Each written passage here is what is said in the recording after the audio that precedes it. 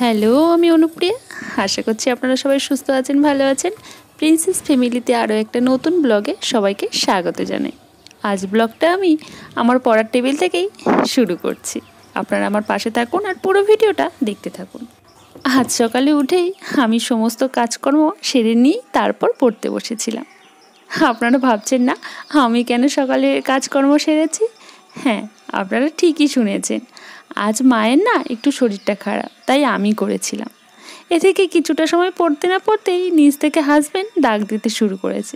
নিচে গিয়ে দেখুন কত আম আর কাঁঠাল এনেছে।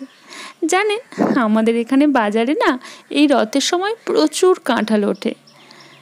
আর হাজবেন্ড তো কাঁঠাল এনেই সাথে সাথে বলল, এক্ষুনি কাটো। আর আমি তো বসে পড়েছিলাম কাঁঠাল কাটতে। সব সময়ের মতো ঠাকুর ঘরের জন্য আগে তুলে রেখে তারপর শুরু করেছিলাম আমাদের কাঁঠাল খাওয়া।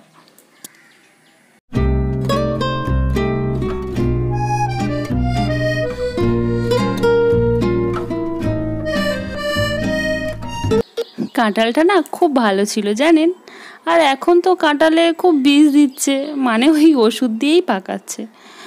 তবে এটা কিন্তু খাওয়া খুবই খারাপ। আর এই ওষুধ দিয়ে পাকালে কী হচ্ছে বলুন তো, একদিনের মধ্যেই কাঁঠালটা পেকে যাচ্ছে আর খুব নরম হয়ে যাচ্ছে।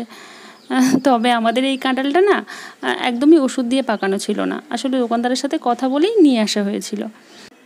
আমি যেহেতু কাঁঠাল ছাড়াচ্ছিলাম আর সবাই খাচ্ছিল, তাই হাজব্যান্ডও আমার গালে দিয়ে দিচ্ছিল। আমি খেতে খেতেই কাঁঠাল ছাড়াচ্ছিলাম। এরই মধ্যে আমরা টিফিনও খেয়ে নিয়েছিলাম। তারপর সোজা চলে গেলাম রান্নার জোগাড় করতে।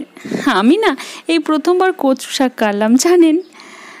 মা তো তাও জোর করে এগুলো করতে আসছিল, আমি করতে দিইনি। মাদেরও শরীর খারাপ করে, কিন্তু ওনারা বুঝতেই দেয় না। শাশুড়ি মাকে নিয়ে প্রশংসা করলে অনেকেই বেশ বিস্ময় প্রকাশ করে, কিন্তু শাশুড়ি যে আপন আরেক মা হতে পারে এ চিন্তা কারোর মধ্যেই আসে না। তবে আমার ক্ষেত্রে শাশুড়ি মা আর মা একই সম্মানের ও একই স্থানে, তাদেরকে আলাদা করার কোনো প্রশ্নই ওঠে না। আমার বিয়ের পর আমার মনেই হয় না যে মাকে ছেড়ে আছি, বোনকে ছেড়ে আছি। এখানে মা, বাবা, ঠাম্মি আমাকে এতটাই ভালোবাসে। বাপের বাড়ির মতো এখানেও মা আমার সব আবদার মেটায়। আমার ভালো লাগা, খারাপ লাগা সব কিছু আমি মায়ের কাছে শেয়ার করি। আমার শরীর খারাপ হলে মা তো আমাকে কিছুই করতে দেয় না। সেক্ষেত্রে আমারও তো উচিত সেই ভালোবাসা মাকেও দেওয়ার। জানেন, ঠাম্মিও মাকে খুব ভালোবাসে। আর ঠাম্মি বলে এটা আমাদের বংশে আছে। আমার শাশুড়িও আমাকে খুব ভালোবাসতো। এদিকে আপনাদের সাথে কথা বলতে বলতে আমার রান্নার জোগাড় হয়ে গেছে। মাছ ভাজা চলছে আর একদিকে ডাল বসিয়েছি, আর সাথে পেঁপে সিদ্ধটা হয়ে গেছে।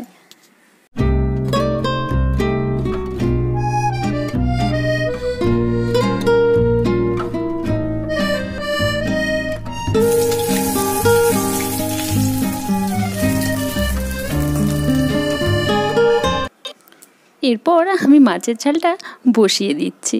আজ রান্না হচ্ছে মাছের ঝাল, কচু শাক, পেঁপে সিদ্ধ আর উচ্ছে দিয়ে ডাল।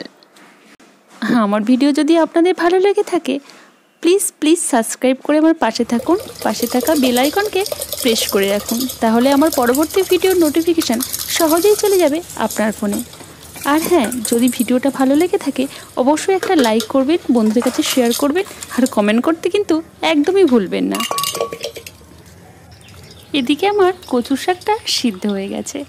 আর এইটা সিদ্ধ করে নিলে জলটা অনেকটা বেরিয়ে যায়। আর আপনারা চাইলে একটা বাটি বা একটা চামচের পেছন দিয়ে যদি এই কচু শাকটা চেপে চেপে এর মধ্যে থেকে জলটা বের করে তারপরে রান্না করেন, দেখবেন সময়টা অনেক কম লাগছে। আর তারপর আমি উচ্ছেটা ভাজা করে নিয়ে তার মধ্যে সিদ্ধ ডালটা দিয়ে দিলাম, দিয়ে উচ্ছে ডাল বানানো হবে। আপনারা এটা একবার বাড়িতে খেয়ে দেখবেন। এই উচ্ছে ডালটা না খেতে খুবই ভালো লাগে।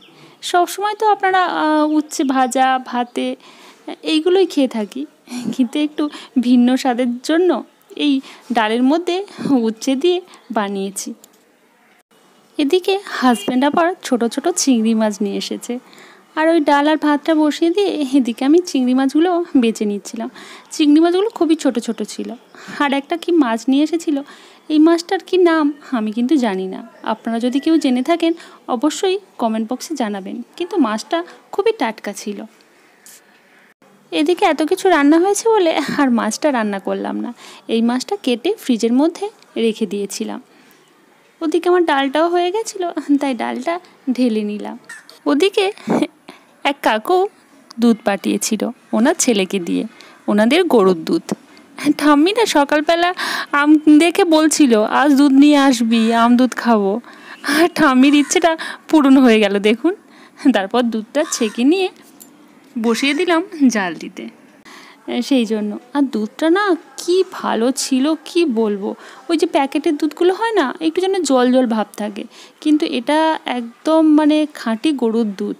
এই বোতলের গায়ে পর্যন্ত না একদম প্লেন মানে তেল তেল হয়ে আছে, এতটাই ভালো ছিল।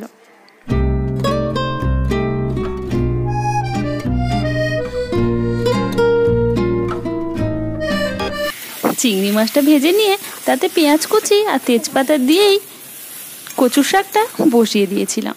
এই কচুর শাক খেতে না আমার খুব ভালো লাগে, আপনাদের কাদের কাদের ভালো লাগে অবশ্যই কিন্তু কমেন্টে জানাবেন।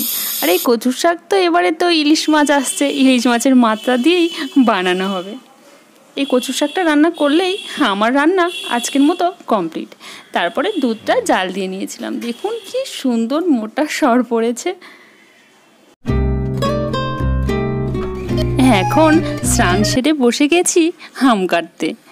দুধটা তো দুর্দান্ত ভালো ছিল, আর সাথে পাকা টুসটুসে এই রসালো আম। শেষ ভাত পাতে এই দুধ ভাত মানে খাবার তো একদমই জমে গিয়েছিল।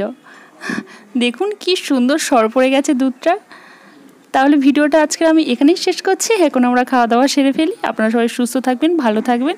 দেখা হচ্ছে খুব তাড়াতাড়ি পরবর্তী একটি সুন্দর ব্লগে।